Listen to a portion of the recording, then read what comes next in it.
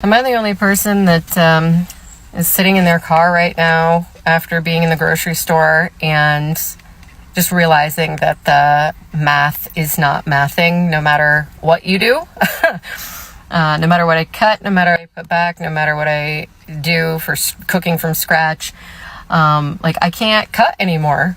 For the last 3 years, prices, my electricity is going up, my insurances go up, the taxes are going up, the cost of everything's going up. I'm paying $10 for a week's worth. Olivia Marino Carlson. I'm 70 years old. I live in Santa Fe, New Mexico.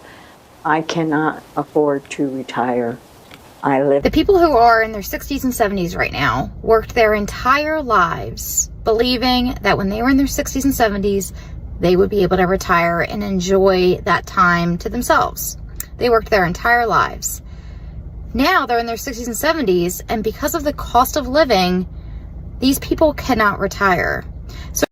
A 67-year-old woman in Florida just did something unthinkable. After working 40 years as a teacher, she sold everything she owned, packed 2 suitcases, and bought a one-way ticket out of America. Not for vacation, forever, she's not alone.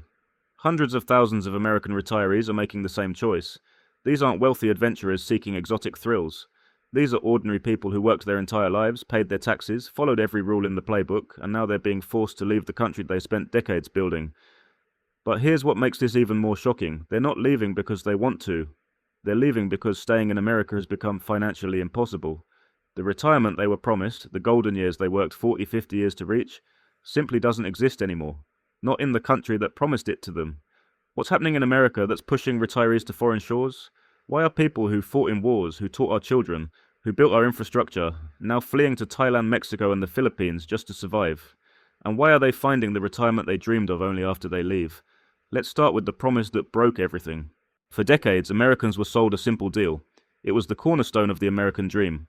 Work hard for 30, 40 years, save your money, contribute to your pension or 401k, and retire in comfort. Not luxury, just basic comfort. A modest home, enough food, occasional trips to see the grandkids, maybe a hobby or two. That was the promise. That promise has shattered into a million pieces. Meet Robert, a retired postal worker from Arizona. He spent 35 years delivering mail, rain or shine, through blistering desert summers and the occasional winter freeze. He was never rich, but he was disciplined. He saved diligently, contributed to his pension, lived below his means, and did everything the financial advisors told him to do. He was the model American worker. Today, Robert lives in a modest apartment in Chiang Mai, Thailand. Not because he always dreamed of Southeast Asia, not because he wanted an exotic retirement adventure, but because staying in America meant making impossible choices every single month. Groceries or medication, rent or doctor visits, electricity or food. Robert's story isn't unique. It's becoming the standard American retirement experience. The numbers tell a brutal story that the glossy retirement brochures don't mention. Social Security provides an average of $1,900 per month. At first glance, that might sound reasonable. You've worked your whole life. You get $1,900 a month. Surely that's enough to get by, right? But here's the reality that's crushing millions of retirees. The average rent for a one-bedroom apartment in a US city now exceeds $1,500 per month. And we're not talking about luxury apartments in Manhattan or San Francisco. We're talking about basic, sometimes run-down apartments in mid-sized cities across America. Think about that for a moment. Before you even buy a single grocery item, before you turn on a light, before you fill a prescription, before you put gas in your car, you've already spent nearly 80% of your Social Security check. You have $400 left for the entire month, for everything else. A retired nurse from Oregon, let's call her Patricia, shared her breaking point with stark honesty. I paid into Social Security for 42 years. 42 years of deductions from every paycheck. When I finally retired at 66, I thought I'd earned the right to rest. Instead, I discovered that my pension and Social Security combined couldn't even cover rent and basic healthcare. I was working 3 part-time jobs at 68 years old just to keep my head above water. I was stocking shelves at a grocery store and cleaning houses on weekends. That's when I knew something was deeply, fundamentally wrong. This is the new American retirement reality, working until your body literally gives out and even then barely scraping by. The golden years have tarnished into a desperate scramble for survival, but it gets worse, because if you think you can just cut back on expenses, live more frugally, skip the extras and get by, you're about to discover that the extras in America include things like food and medicine. The cost of groceries has exploded. Items that cost $3 just a few years ago now cost $6 or $7. A week's worth of basic groceries, nothing fancy, no steaks or organic produce, just the basics, now cost $250 to $300. For one person, that's over $1,000 a month just to eat modestly. A retired mechanic from Ohio described his grocery shopping routine with heartbreaking detail. I walk through the store with a calculator. Everything goes into the calculator before it goes into the cart. I buy the store brand everything. I look for the manager's specials, the stuff that's about to expire. I stopped buying meat except on rare occasions. Last week, I spent $78 on groceries and got 3 bags. 3 bags. I remember when $78 filled an entire cart. This is America in 2024 and 2025. People who work their entire lives are counting pennies in the grocery store, buying expired food, skipping meals to stretch their budgets. And if you're thinking, well, they should have saved more, so let me stop you right there. Many of these retirees did save. They had nest eggs, and then life happened. A spouse got cancer, and the medical bills wiped out decades of savings. The 2008 financial crisis destroyed their 401k. Their pension fund collapsed when their company went bankrupt. Their savings account got decimated by inflation. The system failed them. They didn't fail the system. To be clear, not every American retiree is in crisis. Some have better pensions, savings, or family support that see them through comfortably. But for a growing number of hard-working, rule-following Americans, the math simply doesn't work anymore. If the cost of living doesn't break you, healthcare will finish the job. American retirees face a uniquely cruel reality.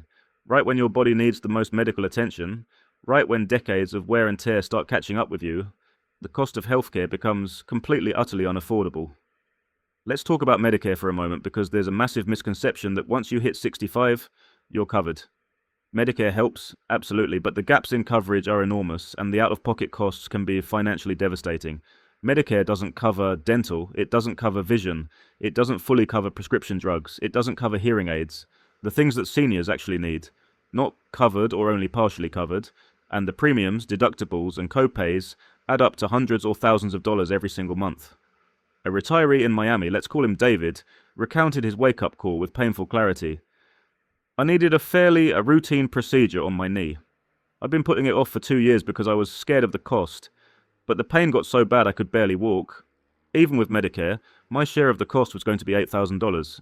$8,000. I looked at my savings account and realized that one surgery would wipe out what had taken me 3 years to save. 3 years of careful budgeting, gone for one procedure. David didn't get the surgery in Miami. Instead, he researched his options, got on a plane, and flew to Mexico. The exact same procedure, performed by a highly qualified surgeon in a modern facility, cost him $2,200 total, including the flight, a week in a nice hotel for recovery, and even some tourism. He saved $6,000 and got better care. This is worth noting. While major cities in these countries often have excellent modern hospitals, access to consistent specialty care for complex chronic conditions in rural areas can be limited. Retirees with serious ongoing health needs must research carefully and often choose to live near urban medical hubs. But this isn't an isolated story or a lucky break. This is standard operating procedure for hundreds of thousands of American retirees now. They've become medical refugees, forced to leave their own country to afford basic healthcare. They're flying to Mexico, Costa Rica, Thailand, and India for everything from dental work to major surgeries. And the pharmaceutical situation is even more insane. Prescription medications in America cost anywhere from 5 to 20 times what they cost in other countries. The exact same medication, made by the exact same company, sold at wildly different prices depending on which side of the border you're on. Insulin, which diabetics need to literally stay alive, costs around $300 per vial in the United States. In Mexico, 30 miles away, it costs $30. Blood pressure medication that costs $200 a month in America runs $15 a month in Thailand. Cholesterol medication, asthma inhalers, arthritis drugs. The pattern repeats across every category. It's not that other countries are subsidizing Americans. It's that American prices are completely disconnected from reality, inflated by a system that prioritizes profit over human life. Martha, a retired school administrator living in Portugal now, explained the moment she realized she had to leave. I have diabetes and high blood pressure. Nothing unusual for someone my age. In Florida, my medications were costing me $450 every month. Even with Medicare Part D, that's $5,400 a year just to take my pills. I wasn't dying of some rare disease. I was managing common conditions that millions of seniors have, but I was going broke doing it. In Portugal, Martha's medications cost her $60 a month. She's getting the exact same drugs, European equivalents manufactured to the same standards. She's saving nearly $5,000 a year just on prescriptions. But here's what really drives a knife into the heart of this issue: the psychological toll. Many American retirees describe the exact moment when they realize that staying in America might literally cost them their lives. When you're 72 years old and you're choosing between paying rent and buying heart medication, that's not a retirement decision, that's a survival calculation. When you're delaying cancer screenings because you can't afford the follow-up treatment if they find something, you're not living. You're just trying not to die too expensively. A retired firefighter from California put it this way: "I ran into burning buildings for 30 years, I saved lives. I have commendations and medals in a box somewhere. Now I'm terrified of going to the doctor because I don't know if I can afford what they might find." That's not how heroes should spend their final years. The cruelty of the American healthcare system isn't just in the costs. It's in the constant fear, the endless worry, the mental burden of knowing that one health crisis could destroy everything you've worked for.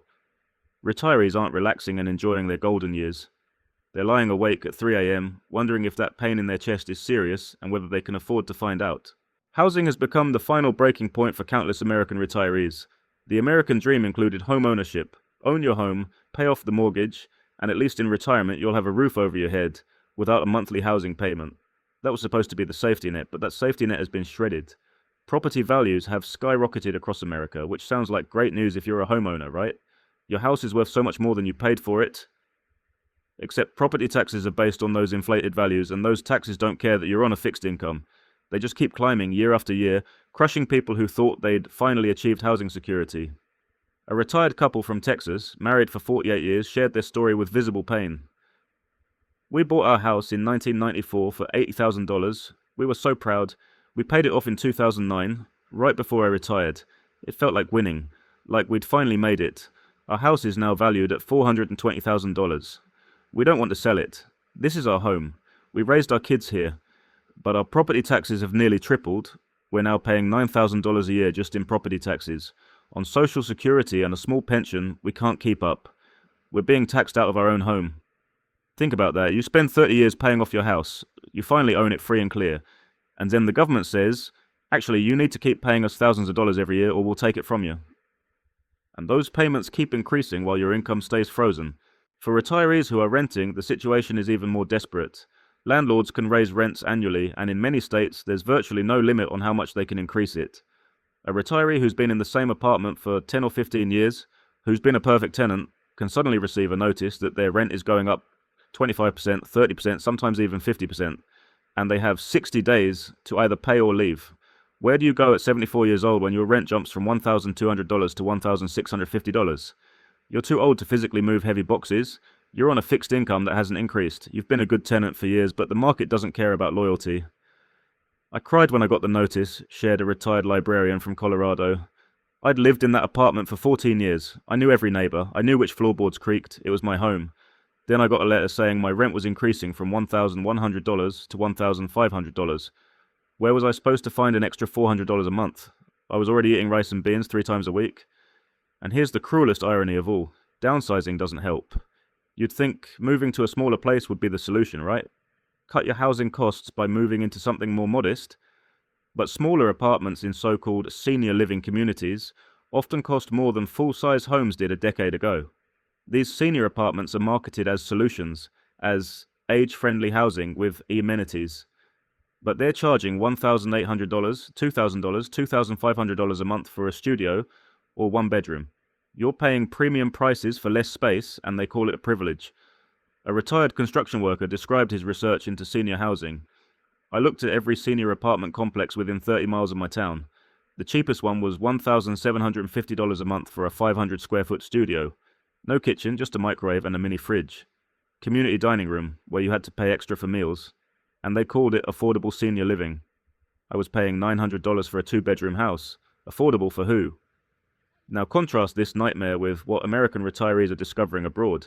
In the Philippines, a comfortable 2-bedroom apartment in a safe, clean neighborhood with modern amenities rents for $400 to $600 a month. In Portugal, $800 gets you a beautiful flat with ocean views and a balcony where you can watch the sunset. In Mexico, $500 covers a spacious house with a garden, tiled floors, and enough room for visiting family. These aren't slums. These aren't dangerous neighborhoods. These aren't budget accommodations where you're sacrificing safety or comfort. These are genuinely nice homes in communities where retirees feel welcome and secure.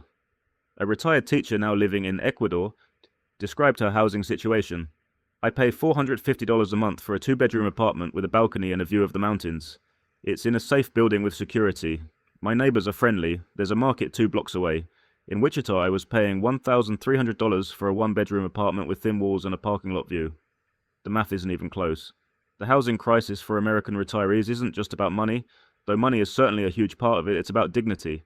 It's about having a stable place to call home without the constant fear that you'll be priced out next month or next year. It's about not spending the last decades of your life moving from place to place like a nomad because you can't afford to stay anywhere. There's another cost destroying American retirees that doesn't show up on any bill or bank statement: the crushing weight of loneliness and invisibility.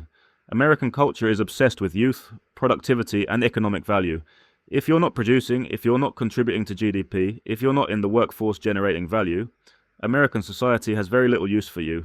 And as you age, you become progressively more invisible, more forgotten, more isolated. Retirees across America describe the same experience with heartbreaking consistency. Once you stop working, you disappear. Your colleagues move on. Your work friendships fade because they were based on proximity and shared experience, not deep connection. Your neighbors barely acknowledge you because everyone's too busy with their own lives. Days go by without a meaningful conversation. A former accountant from California, a woman who once managed a team of 15 people, put it this way: in America, when you retire, you become a ghost. Your identity was so tied to your job that when that's gone, nobody knows who you are anymore. Nobody calls, nobody visits. Your co-workers send a nice card when you retire and then you never hear from them again. Your neighbors are pleasant, but distant. I could go 4 or 5 days without speaking to another human being. I felt like I was just existing, just waiting to die. That's not an exaggeration. That's the lived reality for millions of American seniors. The loneliness epidemic among elderly Americans is well documented by researchers, but it rarely gets discussed in mainstream conversation. We don't like to acknowledge it because it reveals something uncomfortable about our society. Depression rates among seniors are shockingly high. Suicide rates for elderly Americans have been climbing. Social isolation leads to faster cognitive decline, worse health outcomes, and earlier death. But here's the thing, it's not inevitable, it's cultural. The same woman who described feeling like a ghost in California moved to Ecuador 3 years ago. Her description of life there is night and day different. Here, older people are respected, not invisible. Age is viewed as wisdom, not obsolescence. My neighbors actually talk to me. They invite me to things. They check on me. I have real friends now, genuine relationships. People sit on their porches and chat. There are community gatherings. I'm part of the neighborhood, not just another anonymous face. I feel alive again. I feel like I matter. This social difference shows up across nearly every country where American retirees are relocating. In Mexico, elderly people are addressed with respect and included in family and community life. In Thailand, the cultural tradition of honoring elders means that older people are valued members of society, not burdens. In Portugal, multi-generational connections are normal, and seniors are integrated into daily community activities.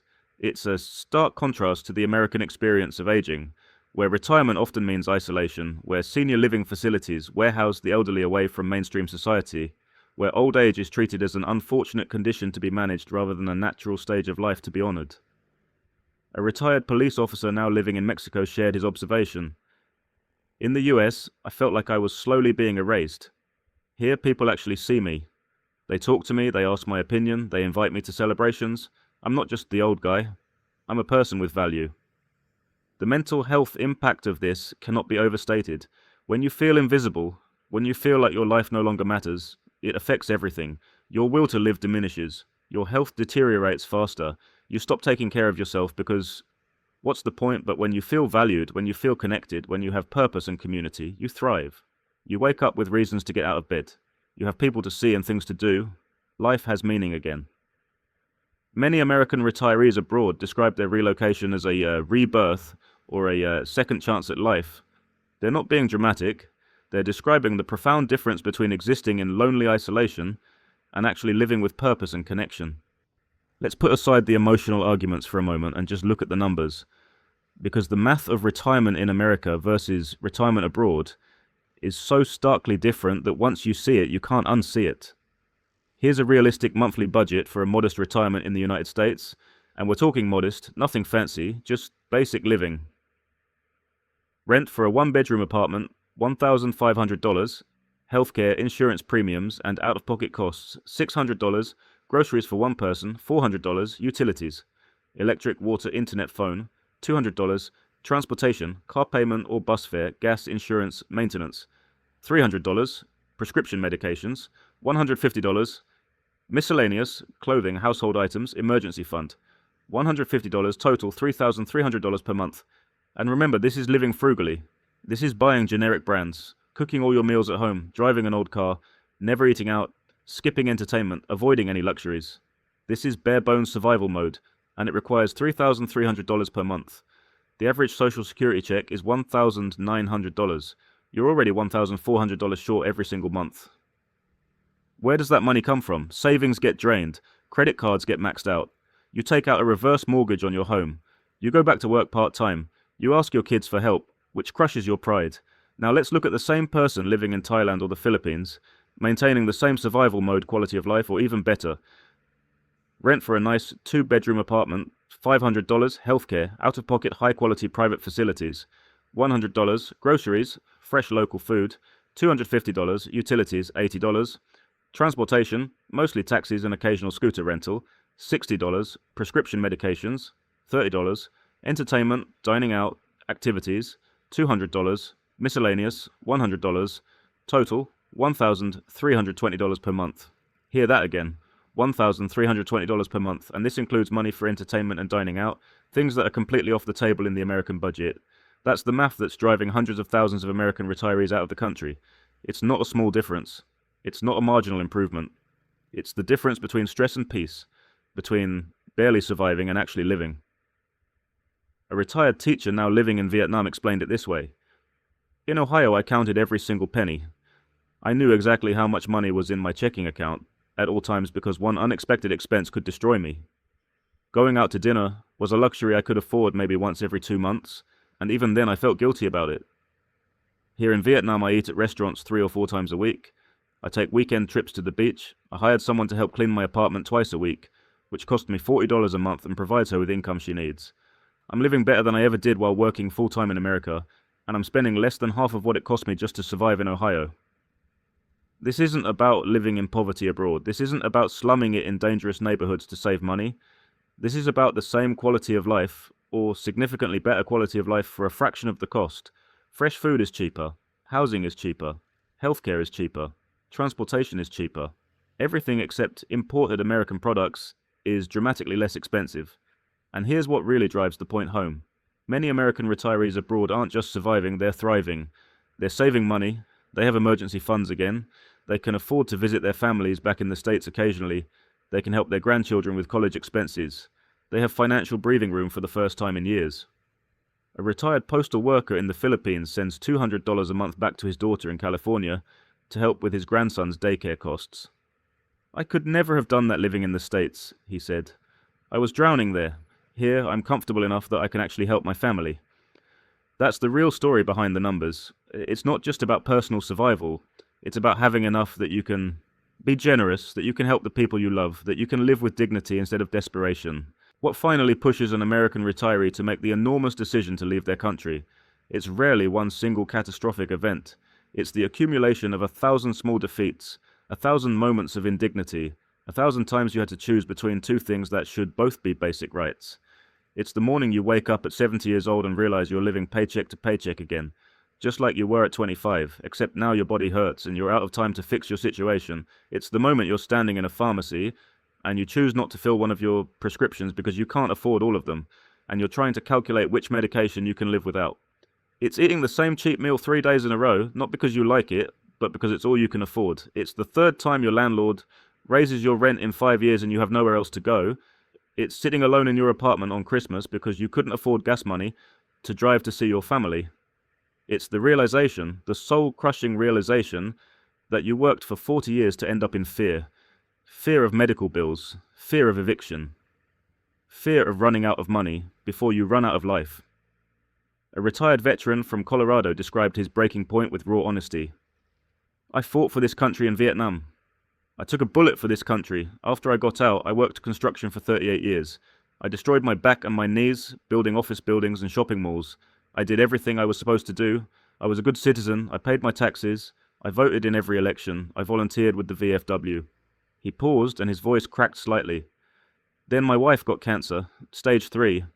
We had insurance, but it didn't cover enough. The treatments that might have saved her life were experimental according to the insurance company. We spent every penny we had saved trying to keep her alive. We took out a second mortgage. We drained our retirement accounts and paid the penalty. She died anyway. After the funeral, I sat in our house, our empty house that the bank was about to take, and I thought, what was it all for? What was any of it for? 6 months later, he was on a plane to Panama with 2 suitcases and what was left of his life savings. These aren't people who gave up on responsibility.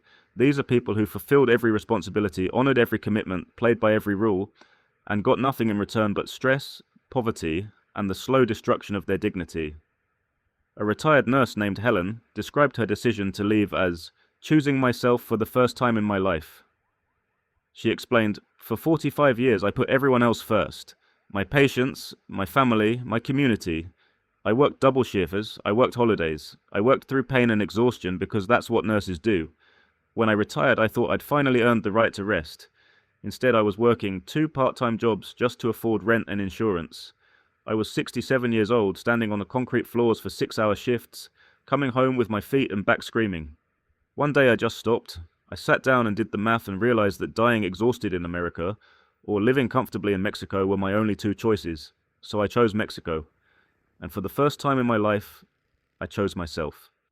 But here's where this story shifts from tragedy to something unexpected and genuinely hopeful, because American retirees who make the leap, who get on that plane, who start over in a foreign country, are discovering something powerful. They're rediscovering what retirement was always supposed to feel like. They're describing their new lives with words like rebirth, freedom, peace, and finally living. In Mexico, a retired librarian named Carol wakes up without an alarm clock for the first time in 40 years. She walks to a local market where vendors know her name and always give her the best mangoes. She spends her mornings reading on a patio surrounded by bougainvillea, her afternoons volunteering at a local English school, and her evenings having dinner with a group of friends, both expats and locals, who genuinely care about her. Her monthly budget for all of this? Less than what her rent alone cost in Florida. "I keep waiting for the other shoe to drop," she said with a laugh. "I keep thinking this can't be real, but it's been 2 years and every day I wake up grateful. Actually grateful. In Florida I woke up worried. Here I wake up excited about the day ahead." In Portugal, a former factory worker named Tom has finally found time to pursue his lifelong dream of painting.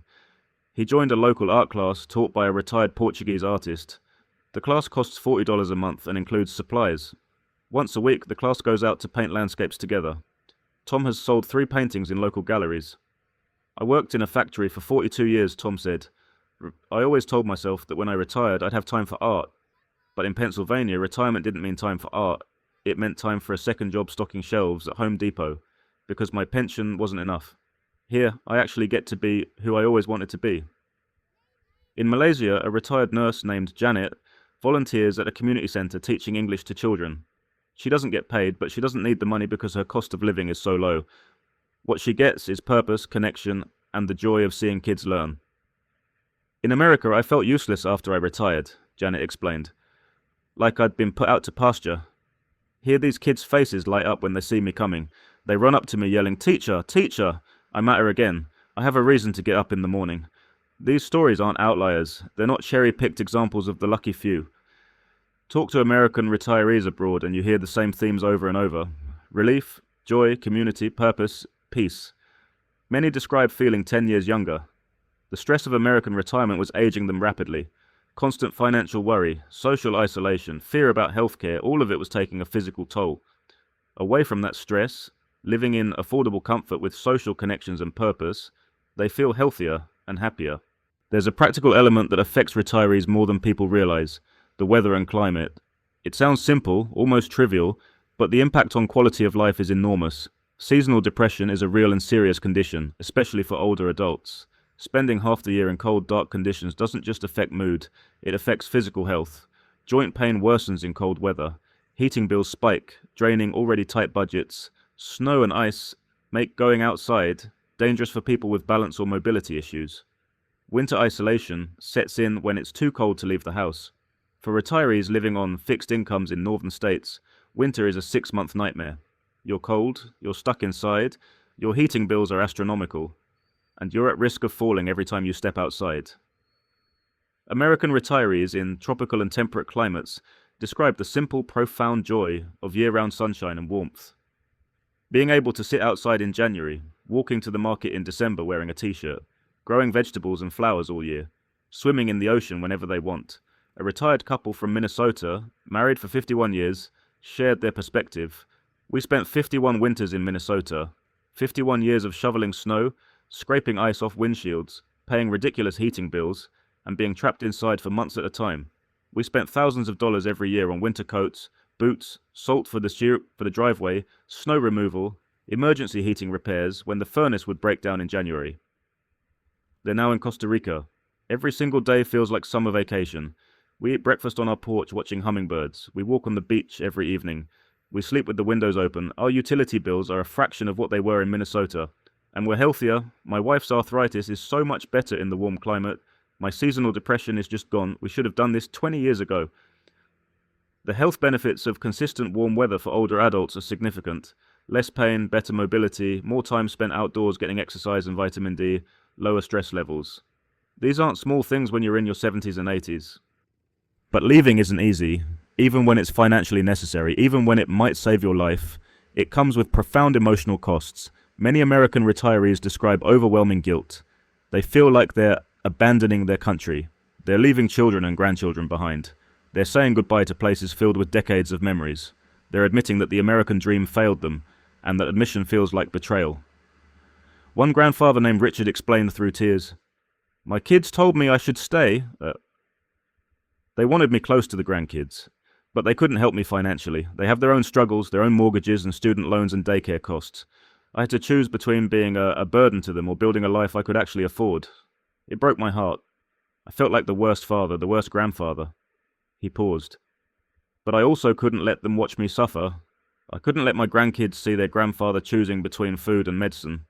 So I left, I moved to Ecuador, I video call with the grandkids twice a week. I save money throughout the year so I can fly back for Christmas. It's not what I wanted, but it's what I could do."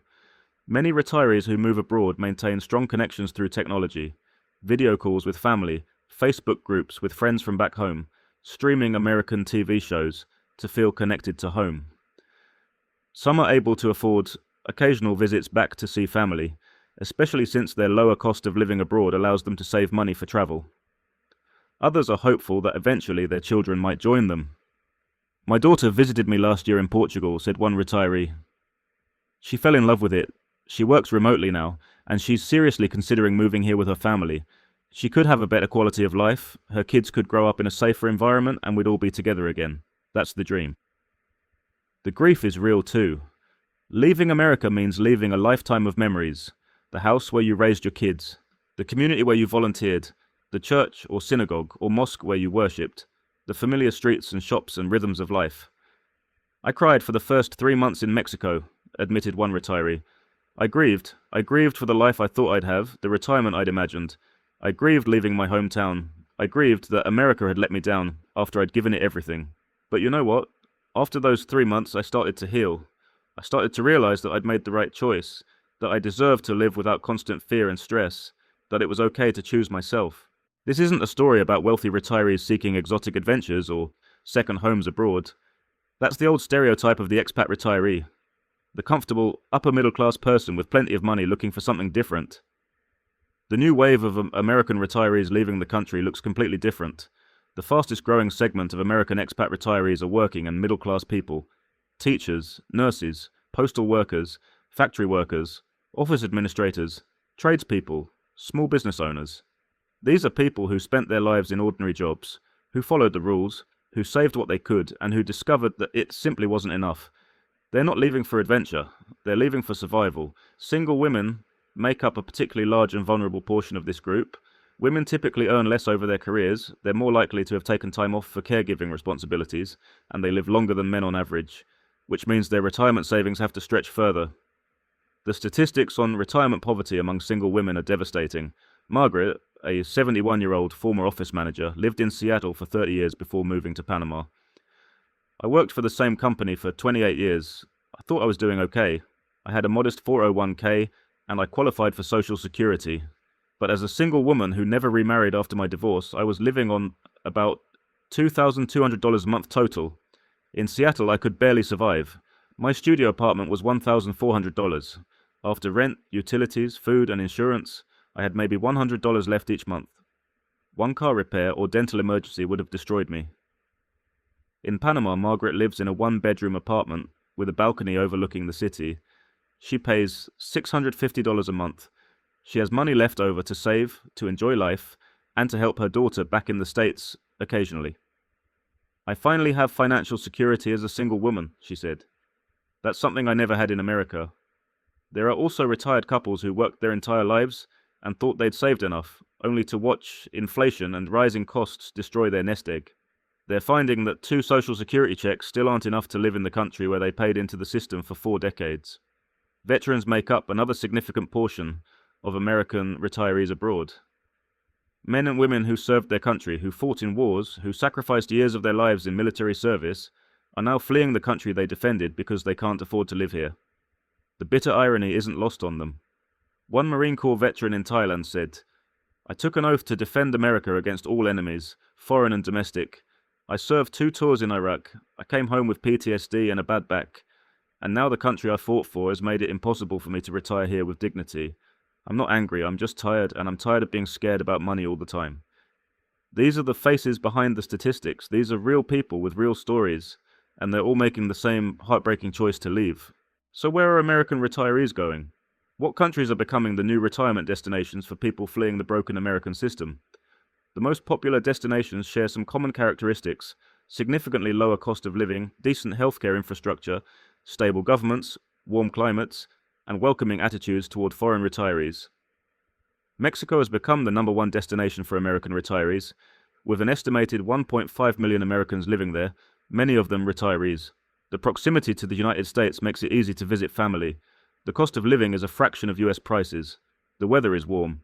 The food is incredible. Healthcare is affordable and high quality in major cities, and there are established expat communities that make the transition easier. Cities like San Miguel de Allende, Playa del Carmen, Puerto Vallarta, and Ajijic have become unofficial American retirement colonies, with English-speaking communities, familiar amenities, and support networks. The Philippines is hugely popular, especially among veterans. The Philippines has a special retirement visa program for foreigners. The cost of living is incredibly low, English is widely spoken, the culture is friendly and welcoming to foreigners, and there's a strong sense of respect for elders built into Filipino culture. Retirees in the Philippines describe living comfortably on $1,000 to $1,500 a month, including rent, food, utilities, and entertainment. Many have hired household help for cooking and cleaning, something that would be completely unaffordable in the United States. Thailand attracts retirees with its combination of low costs, excellent healthcare, beautiful scenery, and established expat infrastructure. Cities like Chiang Mai have become retirement hubs with thousands of foreign retirees. The Thai government offers retirement visas specifically designed to attract foreign retirees who can support themselves financially. Healthcare in Thailand is world-class in major cities, with modern hospitals that cater to international patients. Many medical procedures cost 60 to 80% less than in the United States. Portugal has become extremely popular in recent years, especially among retirees who want to stay within Western European culture. Portugal offers special tax advantages for foreign retirees. The cost of living is much lower than other Western European countries. The weather is beautiful, the people are friendly, English is widely spoken in cities and tourist areas, and it's still within the European Union, making travel easy. The Algarve region in southern Portugal is filled with British, American, and other foreign retirees enjoying ocean views, golf courses, and a relaxed Mediterranean lifestyle. Costa Rica markets itself as a retirement paradise, and for many Americans it delivers. The country has excellent healthcare, a stable democracy, no military, and a culture that values pura vida, the pure life of simplicity and happiness. Many areas have large American expat communities. The cost of living varies by region, but is generally 30 to 50% less than the United States. Ecuador, particularly the city of Cuenca, has become a retirement hotspot. Cuenca is a UNESCO World Heritage Site with beautiful architecture, spring-like weather year-round, and incredibly affordable costs. Many American retirees describe living comfortably on $1,200 to $1,500 per month. Malaysia offers a special retirement program called Malaysia My Second Home, MM2H, that makes it easy for foreigners to get long-term residency. The cost of living is low, healthcare is excellent and cheap, English is widely spoken, and the infrastructure is modern and reliable. What all these countries have in common is that they've recognized an opportunity. They know that foreign retirees bring money into their economies. They're generally not taking jobs from locals. They often volunteer and contribute to communities, and they're respectful visitors. So these countries have created visa programs and policies that make it easier for retirees to relocate. Of course, life abroad isn't perfect. In fact, it's far from it. Bureaucracy can be slow, language barriers persist outside expat hubs, and homesickness is real. But for many, these trade-offs are minor compared to the constant financial dread they left behind. It's important to be honest. Moving abroad isn't perfect and it isn't easy. There are real challenges and downsides that every potential retiree needs to consider carefully. Language barriers are real. While many retirement destinations have English-speaking communities and services, daily life often requires at least basic knowledge of the local language. Some retirees never learn and get by fine in expat bubbles. Others find the language barrier frustrating and isolating. "I took Spanish classes for 6 months before I moved to Mexico," said one retiree. "I thought I was prepared. Then I got here and realized conversational Spanish is completely different from classroom Spanish. It took me a good year before I felt comfortable in most situations." Cultural adjustment can be harder than expected. Things work differently in other countries. Government bureaucracy might be more complicated. Customer service might be slower. Concepts of time and scheduling might be more flexible. Some people adapt easily and find these differences charming. Others find them endlessly frustrating. Healthcare quality varies significantly.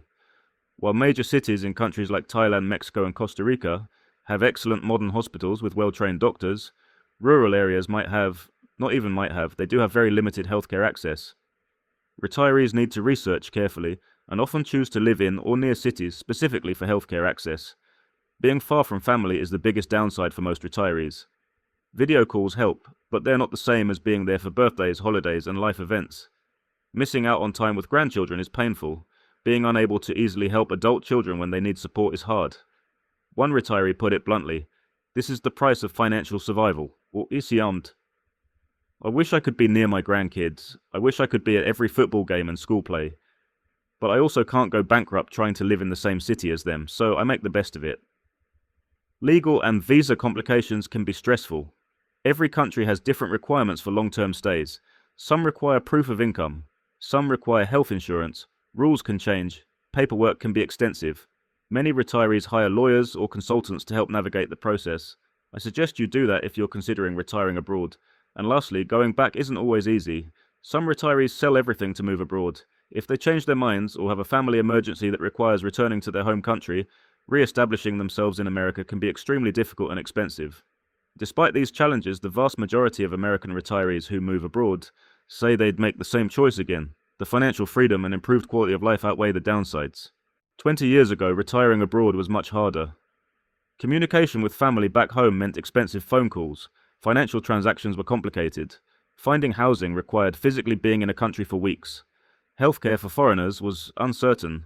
There were fewer expat communities for support. Today, technology and globalization have made international retirement dramatically easier and more accessible. Internet and communication mean you can video call your grandchildren for free anytime. You can watch American TV and movies. You can keep up with news from home. You can maintain relationships despite the distance. Many retirees say they talk to their families more now than they did when they lived in the same country because they make more effort to schedule regular calls. International banking has improved dramatically. You can have bank accounts in multiple countries. Credit and debit cards work worldwide. You can transfer money internationally cheaply and quickly. Your social security checks can be direct deposited to foreign accounts or US accounts that you access abroad. Online communities mean you can research everything before you move.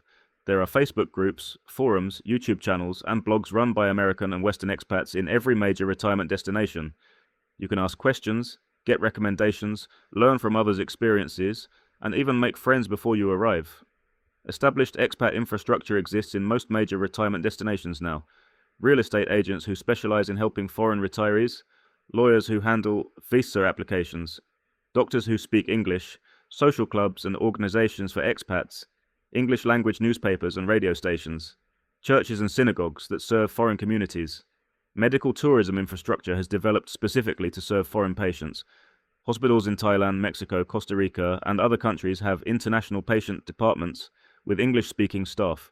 They'll help arrange flights, hotel accommodations, and follow-up care. They accept international insurance or offer affordable cash prices. All of this infrastructure has made the transition from the American retirement to international retirement much smoother and less scary than it used to be. One of the biggest questions American retirees have about moving abroad is, how does the money actually work? Can you still get Social Security? What about Medicare? How do taxes work? Social Security is available to US citizens almost anywhere in the world. Your checks will continue either through direct deposit to a US bank account that you access with an international debit card, or direct deposit to a foreign bank account in certain countries. You generally need to inform Social Security that you've moved abroad, but your benefits continue. There are a few countries where Social Security doesn't pay, Cuba, North Korea, and a couple others, but most popular retirement destinations are fine. Medicare, however, does not cover healthcare outside the United States except in very limited circumstances. This is a huge issue for American retirees abroad. You pay into Medicare your entire working life, but if you move abroad, you can't use it. Many retirees keep their Medicare Part B active, which costs money, just in case they return to the US for any reason, but they pay out of pocket for healthcare abroad. Even paying out of pocket, healthcare is often cheaper abroad than co-pays and deductibles in the US. Some retirees buy international health insurance. Others self-insure, meaning they just pay cash for healthcare as needed, since it's so much cheaper abroad. Taxes are complicated and depend on many factors. US citizens are required to file US taxes on their worldwide income, regardless of where they live. However, there's something called the Foreign Earned Income Exclusion that can reduce or eliminate taxes on income earned abroad, though most retirees are living on Social Security and savings, not foreign earned income. Social Security benefits may or may not be taxable depending on your total income. Some countries have tax treaties with the US that prevent double taxation. Many retirees hire accountants who specialize in expat taxes to navigate this. Banking usually involves keeping both a US bank account and a local account in your new country. Many retirees use services like Wise, Remitly, among others, to move money between countries at good exchange rates with low fees. Pensions and 401k withdrawals work the same abroad as they do in the US. You can set up direct deposits or periodic withdrawals. The money is yours, regardless of where you physically live. The key point is that the financial mechanics, while somewhat complicated, are absolutely doable. Millions of Americans have figured this out, and there are plenty of resources and professionals who can help. One major concern that stops many American retirees from moving abroad is fear about safety and political stability. Is it safe? What if there's a revolution? What about crime? These are legitimate questions, but the reality is often surprising. Many American retirees abroad report feeling safer than they did in the United States. Cities like Cuenca, Ecuador, or Chiang Mai, Thailand have lower violent crime rates than many American cities. Retirees walk around at night without fear, they don't worry about gun violence, they feel secure in their homes and communities. Political stability varies by country. Portugal is extremely stable. Thailand has had political tensions, but they rarely affect daily life for foreigners. Some countries in Central America have higher crime rates in certain areas, but are perfectly safe in others. The key is doing research, talking to people who already live there, and choosing your location carefully. Every country has safe areas and unsafe areas, including the United States. Natural disasters are another consideration. Some countries have earthquakes, some have hurricanes, some have flooding. But again, the United States has all of these things too. It's about assessing risk and making informed choices. Many retirees say that the safety concerns that seemed huge when they were considering the move turned out to be much smaller in reality. One of the most striking things about talking to American retirees abroad is the emotional transformation they describe. The same people who left America stressed, scared, and defeated often seem lighter, happier, more at peace just months or a year later. The constant financial stress in America takes a massive psychological toll that many people don't even fully recognize until it's gone. Living in survival mode, always worried about money, always one emergency away from disaster, creates chronic anxiety that affects everything. I didn't realize how stressed I was until I wasn't anymore, explained one retiree in Portugal. In America, I clenched my jaw in my sleep. I woke up worrying about bills. I checked my bank balance multiple times a day. I felt this constant low-level panic. Here, that's just gone. I sleep through the night. I wake up relaxed. I haven't checked my bank balance obsessively in months because I know I have enough. Many retirees describe feeling hopeful again. In America, they felt like they were just running out the clock, just trying to survive until the end. Abroad, they're making plans, trying new things, meeting new people, learning new skills. They have a future again instead of just an ending. The social connection piece is huge. Many American retirees were profoundly lonely back home. Abroad, they've built communities. They have regular social activities, friends they see often, people who check on them. This social richness dramatically improves mental health and quality of life. I have more friends here in 2 years than I made in 10 years in America after I retired, said one retiree in Malaysia. We have a regular lunch group. We take trips together. We celebrate birthdays and holidays. I matter to people again. Physical health often improves too. Less stress, better weather, more walking, fresher food, more social activity, all of it adds up. Retirees report losing weight, needing less medication, having more energy, sleeping better. My doctor in the States had me on blood pressure medication, said one retiree in Mexico. After 6 months here, my blood pressure was normal and I was able to stop the medication. My doctor here said it was probably stress reduction, combined with walking more and eating better. Moving abroad isn't the right solution for everyone. It's important to be realistic about who this works for and who it doesn't. If you have serious, complex medical conditions that require ongoing specialist care, moving abroad might be risky. While major cities abroad have excellent healthcare, managing chronic conditions that require specific medications or treatments can be complicated. If you're not at all adaptable or flexible, if change is really hard for you, if you need everything to work exactly the way it does in America, you're probably going to struggle abroad. Cultural differences and different ways of doing things are inevitable, and you need to be able to roll with them. If your entire identity and social network is deeply rooted in a specific place, if leaving would mean losing connections that are central to your well-being, then maybe the financial savings aren't worth the emotional cost. If you have family members who depend on you for regular in-person support, like grandchildren you're helping raise, or an adult child who needs your assistance, being physically far away might not be feasible. Some people try moving abroad and realize it's not for them, and that's okay. The good news is that it's not necessarily permanent. You can try it for 6 months or a year and return to the States if it doesn't work out, assuming you've kept that option open financially and legally. But for the vast majority of working and middle-class retirees who are struggling financially in America, who don't have complex medical needs, who are somewhat adventurous or at least desperate enough to try something different, moving abroad offers a legitimate path to a better retirement.